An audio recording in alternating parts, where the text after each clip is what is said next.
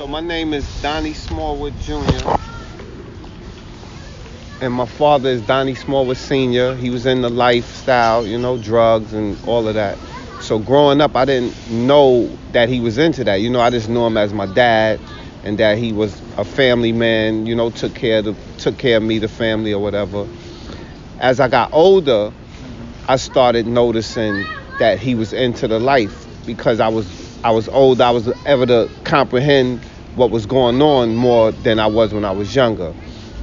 So fast forward to say like 88, I guess that was the crack era. Things started really getting out of hand, I guess because of killings and it was new, so everybody wanted to get in. So as far as me, I was a teenager at that time, and it was like, as far as if I'm going to be in the streets, because I wasn't really going to school, I wasn't really connecting with school myself. And in his mind, it was like, well, if you're going to be on doing not school and going to college or whatever, looking for that route, you with me, you part of this. So as I became part of that, it just really changed for me as far as who he was and how like the community looked up to him. I seen a whole different person. It's like Michael Jordan being your father, and you don't know, you just know him as dad. And next thing you know, you're on the team, and you like, he's the star player, he's the superstar. What did he do in the community? Well, in the community, he other things outside of like the positive things. In the community, he kind of, as far as paid people rent, because we was close by the projects and it was low income. It was a lot of people with low income that he grew up with. And, he was able to help people go to school, help donate to people tuitions for school. Prospect Plazas, we lived it close to that. Ocean Hill, Brownsville, like by Pickens Avenue, Saratoga. You may know my brother, Nate the Skate Andrews. Yeah, she was telling me. I'm not sure, I don't never say no, because when I see people's face, it be like, oh, I know them. So I never say this no off top.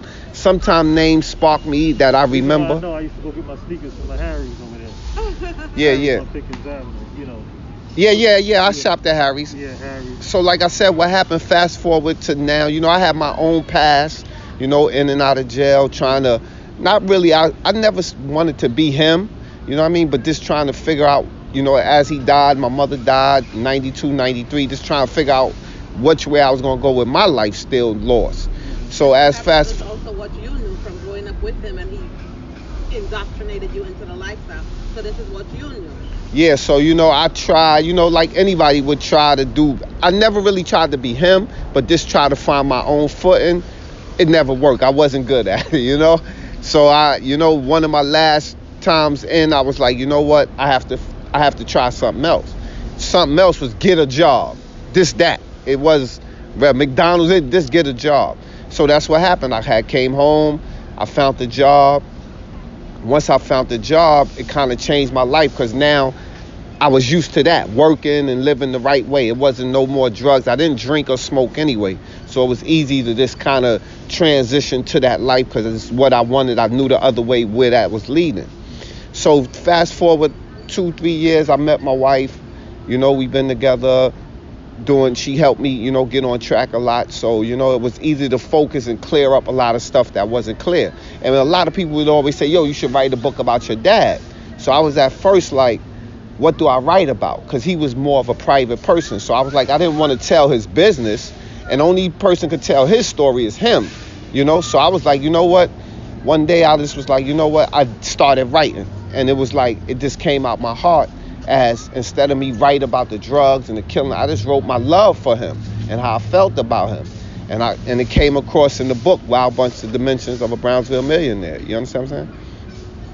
That's basically, All right. Also, too, how did your wife affect your life?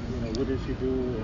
Well, she basically was, I never really had nobody to push me towards positive. Most people, when women, man, how they meet you, if they think you're a hustler or whatever, just buy them bag, buy them shoes, have sex, keep it moving. There's nobody really looked to really be a partner. That's what I was missing, like a partner that, I could count on. And that's really was the most part. Somebody I knew I could count on and, play her part to help me play my part. What's the 3 messages that you would want people to get when they read this book?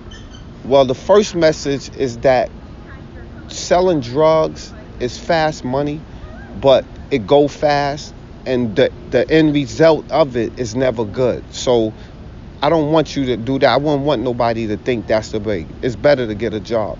The second is really for the youth, as far as, to me, is nobody talking to them directly that they could look and say, well, he been in our shoes. If you went to college and whatever and they ain't get to that point yet, and they been in the street and they see in their neighborhood, they don't want to hear from you sometime. If I've been in prison, they know my name is in the, they might listen to me because they be like, oh, he know what he's talking about. And especially if I'm saying, if I could do this and change my life, you can do it, you know? Third, this for really change. This some type of change that's important to me, like to start somewhere. You know, I don't care about whoever tried before and it didn't work. Let me try what I could try, you know? Maybe if I just get one person, I already been getting people, you know, friends of mine that I've been saying, don't wait for your dreams, you know, live your dreams now. Don't wait. Something little, you know. We might cut it off so we cut it back on again, so we don't get the files too big. And What would you say to your younger self? Well, I would say first, don't climb through that window. Because that was my biggest mistake, climbing through a window.